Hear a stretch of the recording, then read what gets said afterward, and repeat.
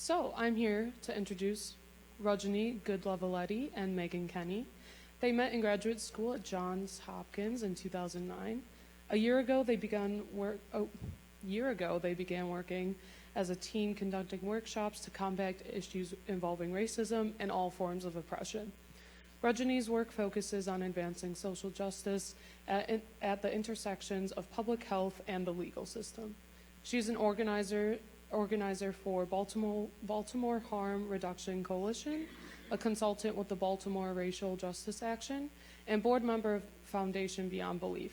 Megan works as a data analyst for business, nonprofit organizations, and volunteer projects. She also is a co-founder of Open Justice Baltimore.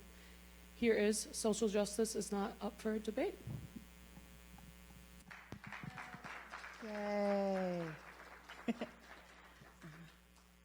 Mine's on. There we are. Oh, here we are. Hello. It seems like we're about to start singing, right? We have our album cover up there. We're both we're actually really great at karaoke. You should come check it out. It's true. That's true. I'm Rajani. Hi. This is Megan. I'm Megan. We are here from Baltimore. As was shared, we met in graduate school. So we both attended Johns Hopkins School of Public Policy. Oh. JHU. Hey. What? And so, we studied public policy together, and in that space really became really good friends and really close. And, we really developed a close friendship, and a lot of that is related around our identities and around our passion and our dedication to social justice work. And so we are here, and we are going to spend our time together, 45 minutes or so we all have together today. We're going to share our personal experiences as atheist folks who do social justice activism, identify as an organizer. I know Megan doesn't like the word organizer, activist, but in our social justice activism work. So we're going to share some personal experiences, which we really consider text, right? Our experience, our lived experience is text. It's textbook. It's evidence and data to help form an understanding of how the world works. And so we are going to share that with hopes that can, you all might find some similarities in your life or better understand the role of social justice in our lives. And also as part of that, right, if we're talking about social justice, that is very much around identity, right? As the feminist phrase goes, the personal is political. So I have no choice about the fact that my whole identity and my whole body is politicized. And so we are going to explore how our identities interact with our social justice work and interact with our work with the secular community, and how we both feel that we are determined to fight for social justice because it is a necessary fact. It is like air and water. It is necessary. It is not something to debate whether we should fight for social justice or not. It is just a necessary need because of how we have treated each other and our world. And I also just want to bring in, I was really inspired by what Hemant Mehta said earlier during his talk around elected officials, and how for a lot of elected officials, even if we know that they are atheist or secular, for them to be successful and to really push our shared goals, they have to work in a way where their atheism doesn't define them. And I was really, really inspired by that takeaway from his talk, and thinking about how that really operates for us as well, because we do work in a political way, right? We're not elected officials, but our work is political. So our atheism similarly often cannot define us in those spaces, even if we're doing identity work. So that's kind of a big goal I have for our talk today. Yeah, and my racial identity plays a big role in my life, especially as a white woman in a black majority city of Baltimore. Baltimore is 63% black. So I can't help but recognize that my whiteness plays a big role in the work that I do and the community and the fight that I'm fighting. And so one of the goals that I have in these conversations is to encourage, is to really continue the practice of recognizing my whiteness. I can't control it. I was born this way. but it does have an impact on the world. And so one of the other natural consequences of that, of having these conversations in the secular atheist community, is to encourage other white people, or people who were perceived to be white, to continue to have that conversation grow within the atheist community. It's predominantly led by white men. And a lot of atheist secular spaces are predominantly white. I shouldn't say that. The more publicly atheist spaces are predominantly white. And so we need to start, as white people, or people who others perceive to be white, we need to start recognizing and asking why. Yeah. I am Indian American, Asian Indian. If I could go as specific as saying I'm Telugu American, so that is South India. It is not easy for me, in my dark-skinned, queer woman, South Indian, second-generation child of immigrant body, all these identities I have, it is not easy for me to be sitting up here in front of folks who, in my perception, are predominantly white. That is what I am seeing in front of me. And it doesn't mean that I have any animosity. It's just more like, oof, I'm getting real vulnerable with my marginalized identities, sharing that and sharing myself, right? So this is a gift I'm giving to everybody by sharing my experiences in a very marginalized, vulnerable way.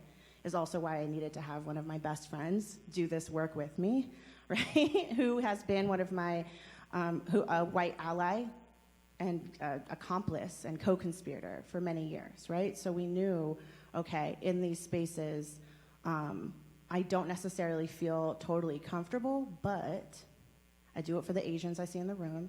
What's up? I see you, I see you, I see you. And we need to find community. Thank you.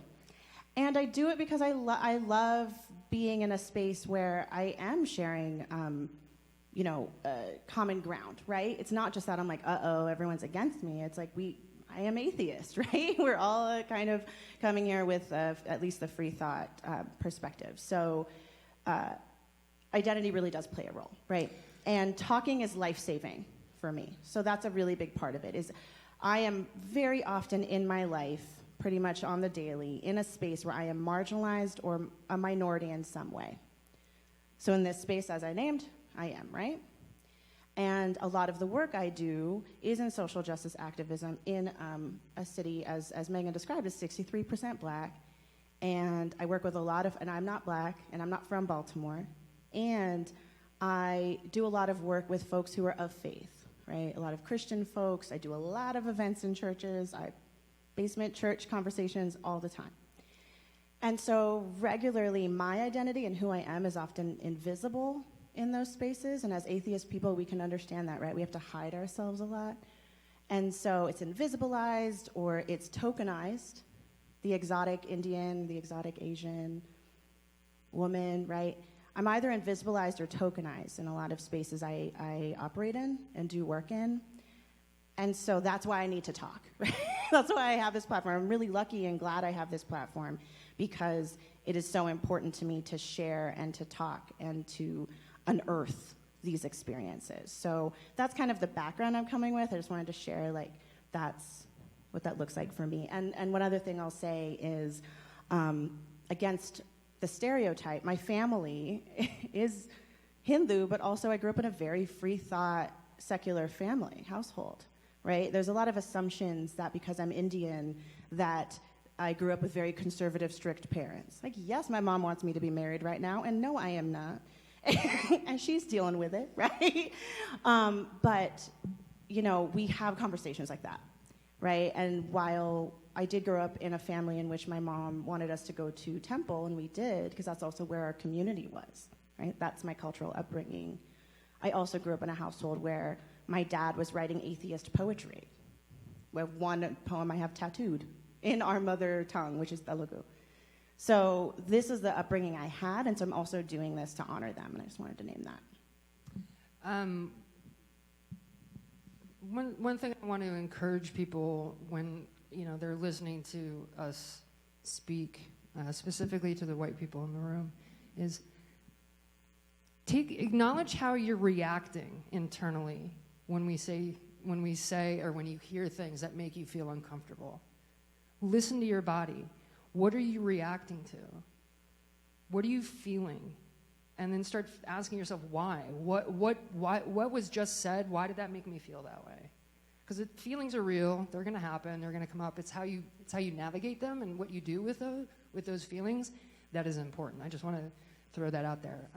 But some of my background, I was born in Palo Alto, California in 1976 to very liberal parents. My dad was raised Catholic.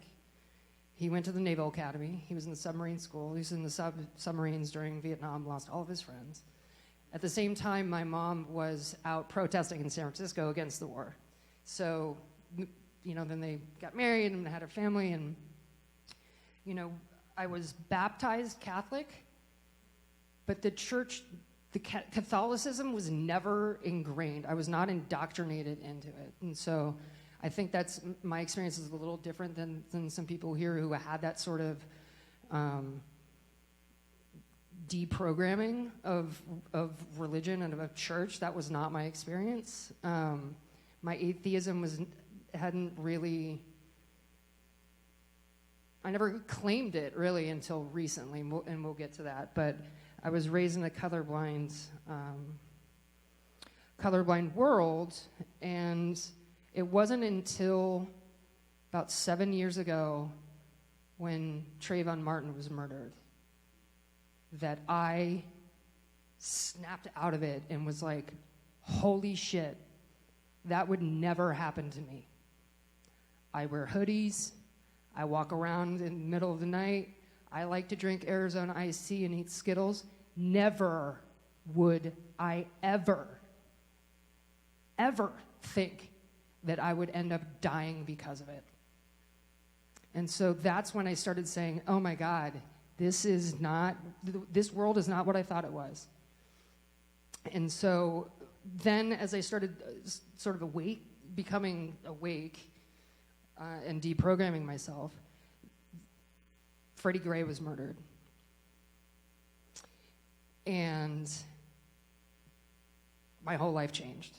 The Baltimore uprising was a very profound event in my life. It was where I was out in the streets. I was breaking curfew. I witnessed black people get brutalized right in front of me. And they were doing the exact same thing I was. And I wasn't even touched. In fact, the cops would look almost through me and get to the people right behind me. And that's when I thought, everything changed. And it became an obligation to me to have these conversations and to talk about why I wasn't arrested, why I wasn't brutalized, why were things happening to other people that they weren't happening to me. And so that's where this obligation is coming from. I think Ryan was talking about it in his speech about there's a duty and there's an obligation to have these conversations because this is very real. Rajani's pain is very real. It's real, and it's not up for debate because why would we be debating whether or not Rajani's point is valid? It's true. It's her experience. And so when you hear these things, think about how you're feeling, how your body's reacting to it. Because if you get immediately defensive, which I did, and I have, and it's real, and it's a physiological practice to confront why you're feeling what you're feeling, and that's what that term white fragility is your immediate reaction to say, no, I didn't mean it like that, or no, or to start crying because you suddenly feel uncomfortable like you're on the spot because you're being called out for something racist you said, and you didn't even mean to be racist. But then so there's an obligation to it, and this is real, and it's not up for debate. People are getting killed, literally, because they are black, or because they are brown, or because they are immigrants, or because they are Muslim, or because... So this is not up for debate. Sorry. No, it's very passionate. It gets very heated, and my aggression and my anger is not, it just happens. It just is. And so, let's work with it. Let's go with it. Yeah. And so I think, I could share some context too on like what we mean by this debate, right? If people aren't like, what are you talking about? Hopefully you're like, I agree, it's not up for debate. So some context a little bit. So been doing social justice work for a really long time. By that I mean I'm a community organizer. I've worked in philanthropy. I do a lot of work in harm reduction, which supports people who are targeted by the racist war on drugs. People who have been incarcerated for bullshit, people who depend on sex work, right? People who are unstably housed, have chaotic drug use. That's a lot of my work. And so that's a lot of my social justice activism comes into play. And I also do a lot of trainings and workshops around racial equity. And so in Baltimore specifically. So I'm like really navigating a lot of different spaces and do a lot of that kind of work. But as I was mentioning before, in most of those spaces, or vast majority, even though we're talking about identity the whole time, right? It is all about identity. The identity of being secular or atheist is not brought up. If anybody in there outside of me is feeling it, that's not brought up, right? And so, I was craving some spaces where I could like find some connection there. And I somehow came across the Secular Social Justice Conference, which happens every other year. Last year was it skipped this year. The next one hopefully should be next year. And the Secular Social Justice Conference in 2016 was my very, very first secular space I ever entered. I didn't even know this was all a thing, y'all. Like, I didn't know there was this whole conference circuit. I didn't know people were getting into rooms together about this. I was like, okay. And so Googled. It was some Google search in a midnight rabbit hole. Came across Secular Social Justice Conference, Houston, 2016. My brother also identifies as atheist. He lives in Oakland. I live in Baltimore. We were like, we're both going to go. It's a great way for us to see each other in the middle of the country, Houston. And I had him there with me. All of the speakers were people of color and LGBTQ folks, so a lot of queer folks, trans folks, all of the speakers, all of the panels. It was amazing. And I had, for the very first time in my life, a feeling I've been chasing ever since. That feeling of warmth that I think everyone in here has probably felt when you're like, oh, I am in a room of people who just really get me. Really, we have a really similar value structure, right? And I had never felt that before. It was amazing. It was an amazing couple of days. And then my brother and I went to NASA and nerded it up, right? It was a great week. And so that space was brilliant for me, and I made really good friends, like black and brown leaders who are speakers in the secular movement. By the way, if you need more black and brown and queer folks, there's a whole group. So that was my entree, right? I thought, this is an amazing world. So then I, as I do, got obsessed, and I was like, I'm going to go to every secular thing I can go to. Well, things quickly took a turn, right? Because then as an ex-Hindu and Indian person, I was like, people were like, ooh, I want you to speak, right? We don't have your voice, which is great. But then I'm being asked to speak a lot in ways that are like, hey, we would love for you to come sit on a stage with a white man debating why secular people should talk about social justice.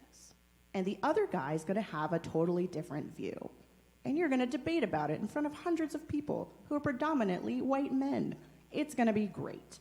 And I said, I'm going to go ahead and say a total fuck you. Like, I'm not doing that. I am not going to debate. Apologize for my swearing unless it's cool with folks. Great. Fuck you. Like, I'm not going to do it. I'm not going to sit up there no matter how much money you're going to throw at me to debate my existence or the existence or the need for freedom and liberation for the people I love. Fuck you. I have no need for that. No time for that bullshit. So I said no. And I got a couple of those requests. Fuck you.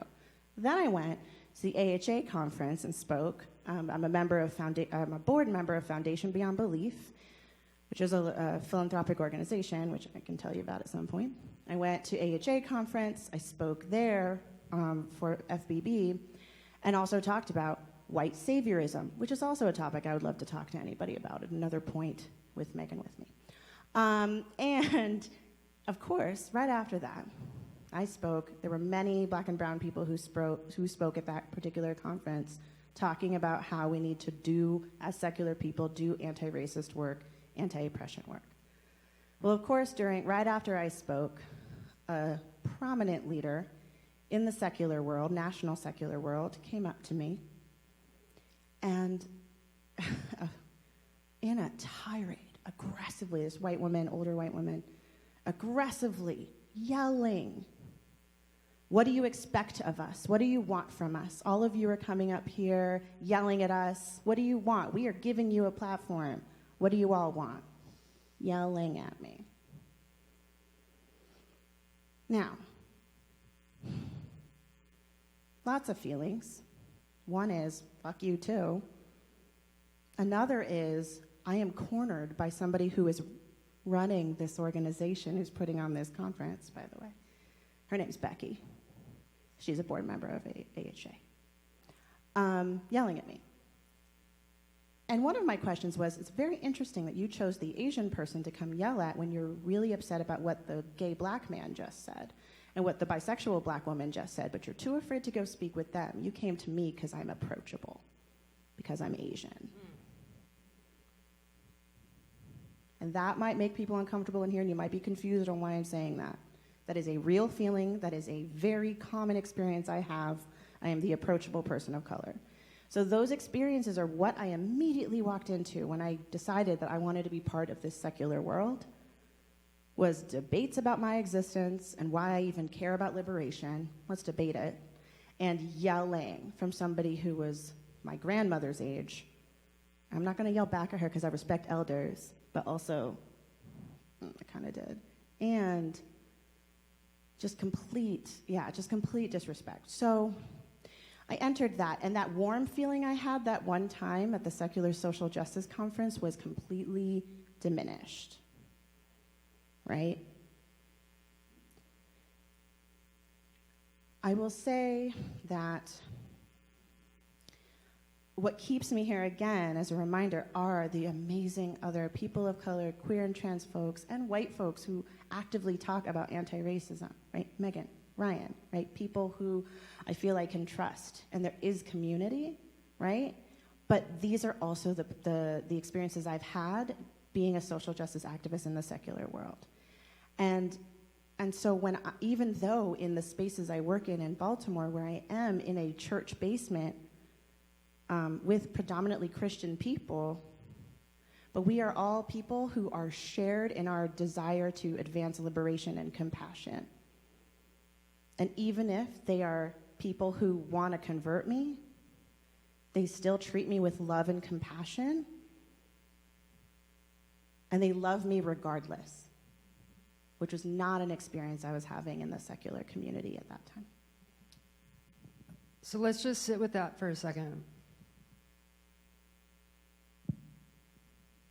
Somebody's telling us that they don't feel welcome, and they weren't welcomed with any compassion. We have to own that. The work begins within. And so if we as humanists and atheists want to, well, there's, like Ryan said, there may be some people who are just want to be isolated and nihilistic, and okay, dude, whatever. But for everybody else, what kind of world are we trying to create? And if we want to create a world where people are welcome, we have to welcome them. So my experience in anti-racist work in Baltimore, a black majority, white womanness that's very specific to us. And I have to be aware of that. And you know, like Rajani says, coming from a place of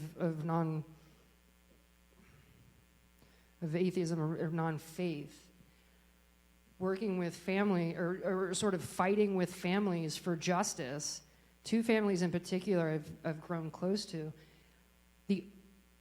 whose experiences are so monstrous. They've lost loved ones to police violence, unarmed, just brutalized. One family actually lost a member. Another sits in prison, being shot at 44 times by Baltimore police, hit 3 times. He was completely unarmed, and now he's being charged with stuff. So, Keith Davis Jr. Now, those 2 families have a deep, deep faith. Jesus is what gets them out of bed, literally. There are days that the only thing that gets them out of bed is their faith. So who am I to tell them what gets them out of bed is a lie? Why would I? What does that do? What does that do? Now, I'm not saying that Christianity, listen, I'm an atheist. I think organized religion is the most destructive man-made thing in the history of time. What is also true at the same time is that sometimes the only thing that people get out of bed for is because God has told them to, and God has given them the strength to get out of bed. Both are true, right? And so that's another thing that we have to do as atheists, or as anybody, is to start understanding that multiple truths can exist at the same time. Opposite truths can exist at the same time. And for a community that's so rooted in critical analysis and critical thought, why can't we think about that? Why are we so locked into this framework that one thing can be true, and if one thing is true, that means the other thing is false? We have to evolve to know that multiple and opposite truths can exist at the same time. And that's one of them. We spend so much time working to make people lose their faith that we lose sight of the function that it serves. And sometimes that's for people to stay alive and to survive and to fight another day in the name of justice for their loved ones. So we have to hold that and figure out how to work with that truth that exists and that is real. How do we do that? I don't know. Let's figure it out. Let's start talking about it and working to get there, because it's an evolution and we have to evolve.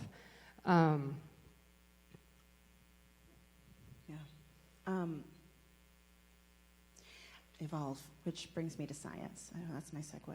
One of the things, as I mentioned before, bringing it back to why are we here? We're not here to just yell at everybody, which is what we're really good at anyway. Right? We love yelling at people, but all out of love. It's just we just get excited about stuff. Screaming. We also had too much coffee. Okay, but science. I love science, and that is a big, big reason why both of us also kind of are excited about being in secular spaces, because we get to talk about science, right? And that is real, and that is we know this. This is fact, right? And so when I think again about being asked to kind of debate around racism and other forms of oppression, it frustrates me for 1,000 reasons, but one of them is the race is a social construct. So it is not rooted in physical science. It is not rooted in physical science. And there is, and there's a lot we can get into. This is decades and hours of conversation to really understand what I'm trying to say, but here's some quick things. For one, a resource to better understand what I'm talking about is a documentary that was made in the year 2000, still relevant, and it's called Race, the Power of an Illusion. And it is 3 hours long. Race, the Power of an Illusion, 3 hours long. The first hour talks about biology and genetics. And then the second hour, which is really something that I use a lot in my racial equity workshops, is called The House We Live In, as in a house we created ourselves. So I'll give a quick kind of example of something that's shared in that part of the video, and it's called The Construction of Whiteness. And up until a certain time in U.S. history, the only people who were allowed to be U.S. citizens were white people. So white people. Just let her talk. Yeah, I'm getting to a point. You don't need to correct me. So gender, right, played a role in getting access to citizenship for white people, right? And there was women did not have voting power, right?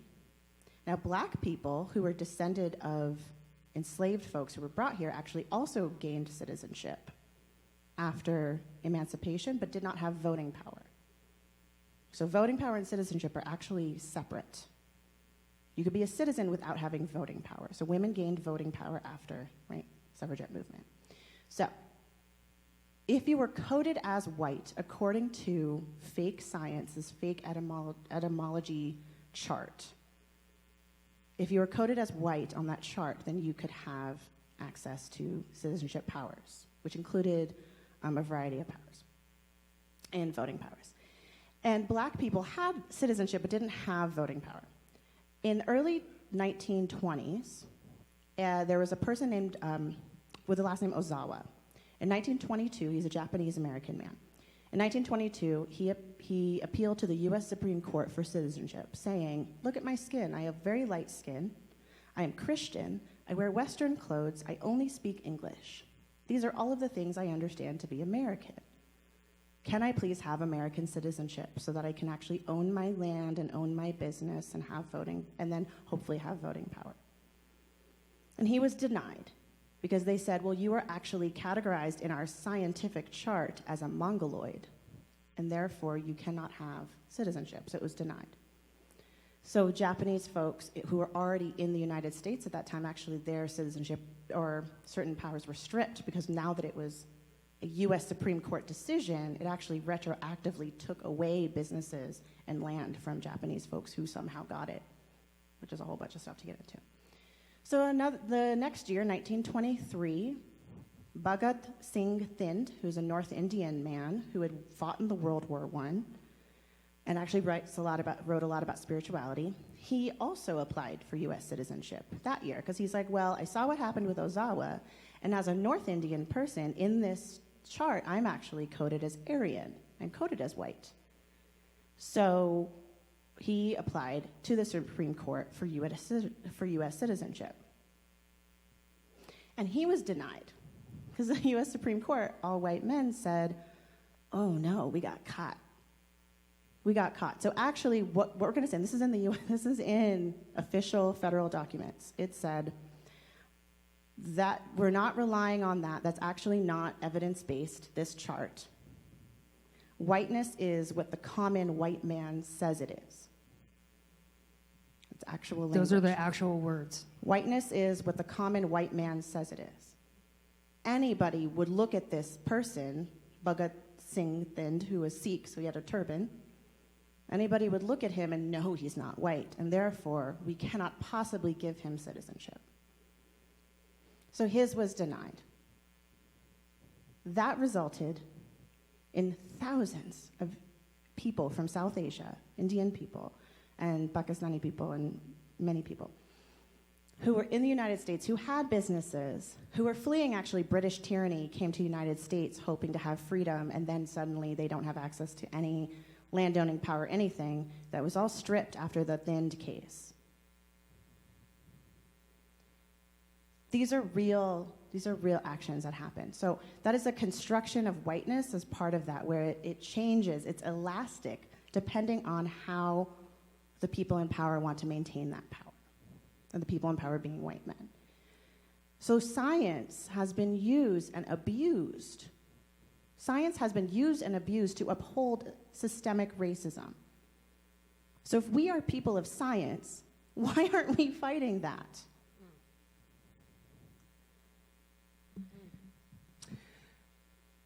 And something I feel I need to land on, even though that was a good line to land on.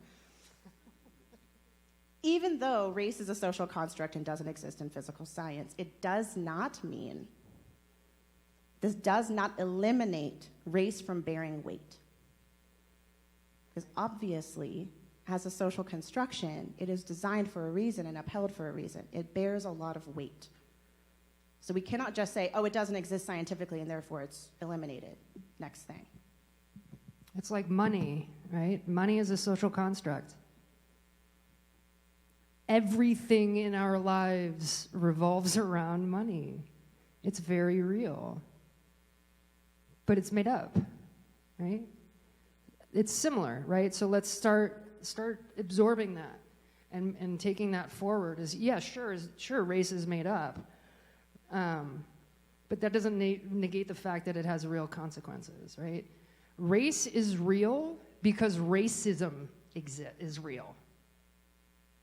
That's what we have to start flipping it around, right? Whiteness has changed. Whiteness grows and embraces those that benefit it, right? So there's the whole Irish we're slaves too, and that's a myth. Irish were discriminated against. There's a difference between bias, discrimination, and racism. Very big difference. Racism requires power. It's a power structure. My ancestors were Irish. Some of my ancestors were Irish. I still benefit from white supremacy. Every single white person in this room benefits from white supremacy, whether we like it or not. My ancestors, I have ancestors from the South. My earliest ancestor came here in 1790. I have ancestors who owned human beings, bought and sold them. I have benefited from white supremacy just like the rest of the white people in here. We have to accept that. And we have to work to dismantle it because it's our responsibility. I'm going off track. Social, it's a social construct. And so to go to, as people who are rooted in science and evidence-based and critical thinking and willing to debate everything, every single thing, right? Again, I got my undergraduate degree from Yale in philosophy. My training was to be able to debate everything, anything and everything, and do it very well. My thesis, we have to write undergraduate thesis. My thesis examines Heidegger. Yep. What my thesis was, throughout his career, in the beginning, he said one thing, and by the end of his career, he said, you know what, I was wrong about what I used to say. And you know what my thesis was? No, he wasn't. He was saying the same thing the whole time. And I got an A-. I was able to explain that somebody was wrong about themselves. What? Huh? But I was rewarded for it, right? So I can debate anything. But should I? Right? We can debate this. Okay, but why? Why would we want to? Why should we be debating things when millions of people are crying out, asking us not to?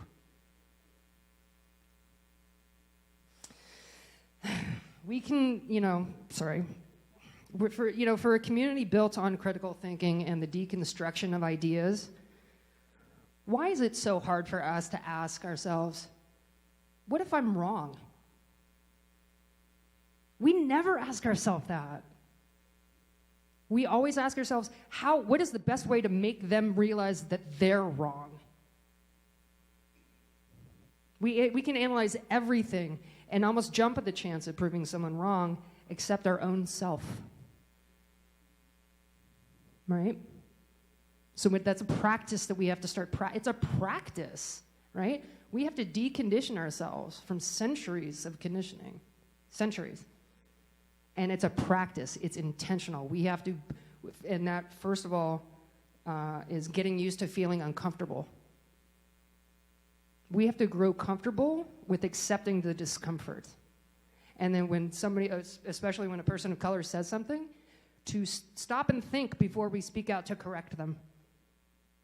Sit with that feeling. Learn it. And learn to work through it. It's a practice. Just like practicing a sport. It's physical. It's a visceral feeling inside. Start to acknowledge it and listen to your body. And then you're able to work through it so that you can hear people who have been completely impacted and hyper marginalized.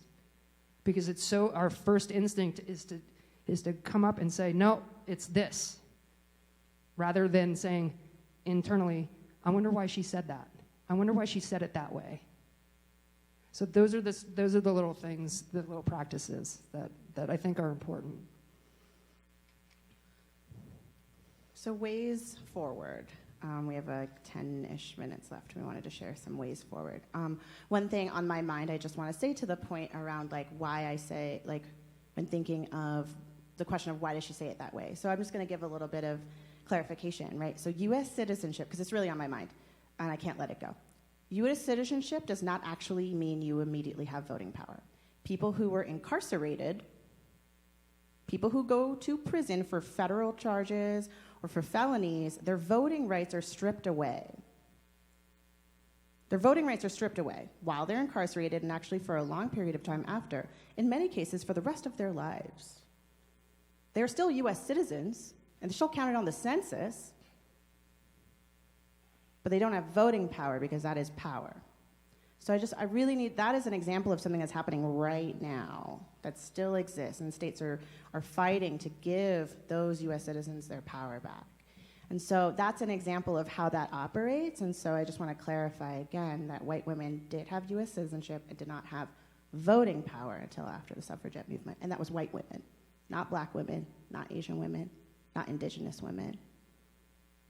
So I'm really emotional about that, the fact that there was like clarifications, right? So now we all know that, and I want you to believe me that that's true, please.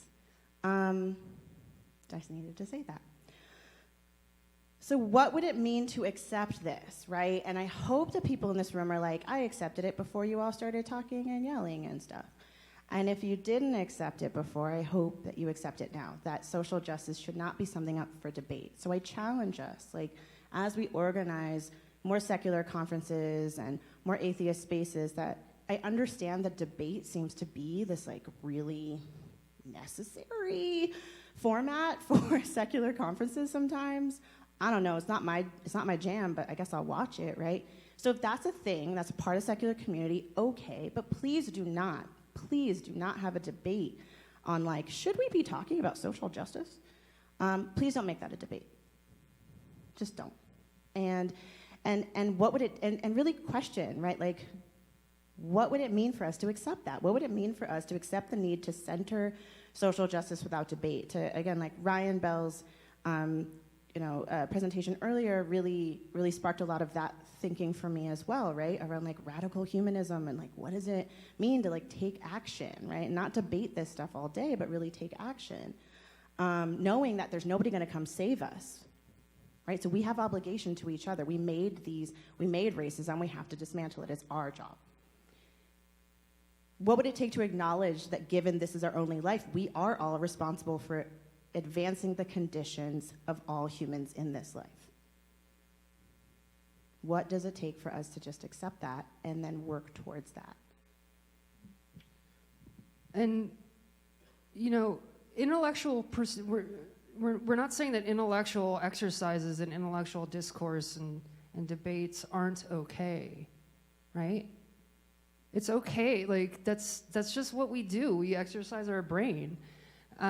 It's what we do with our thoughts and what we do with that, and that has impact on people. What is our debate? First of all, what is it doing? And second of all, think about, is it hurting anybody? Is there anybody in the room that's actually harming and has to absorb what I'm saying and doesn't really have the power to fight back? Right? People, there are things that, and this, I say it too, right? This is a lifelong journey to unlearn this. It is lifelong. And I'm going to make mistakes. I'm going to hurt people. I hurt Rajani. And I have to learn to live with that, right? We also sort of have to do in a harm reduction sort of way and that's the hardest thing that I've had to accept, is no matter what I do, I will also inevitably hurt people. And that's a shitty feeling. But you just try and hurt less, right? So one of the charges that I have for people, or one of the challenges that I want to share, because it's a challenge that I try to practice too, and I hope we can all, get this growing in the atheist community, is for the white people in the room, or for the people who the world would perceive as white. When you're at events and you're in conversation, start paying attention to who's in the room and who's not in the room. And if there is not a one person of color in the room, why not? And what are we going to do about it? Right? Like Rajani said, there are communities of color, atheist communities of color, who are organized. There are organizations, black non-believers. Right?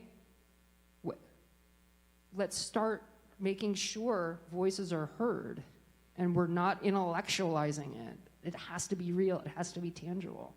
So that's one of the things. That's the accountability that we have to do, is say, why is this room, not this room, but, well, any room, sorry,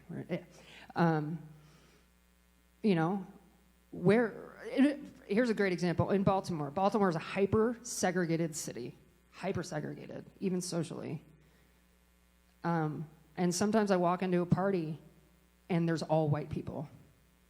And it's just like, how can there be an all-white space in a black majority city? We're doing something wrong. And with that, 2 minutes. Cool. I'll just name real quick, and I guess we can have like a minute for questions.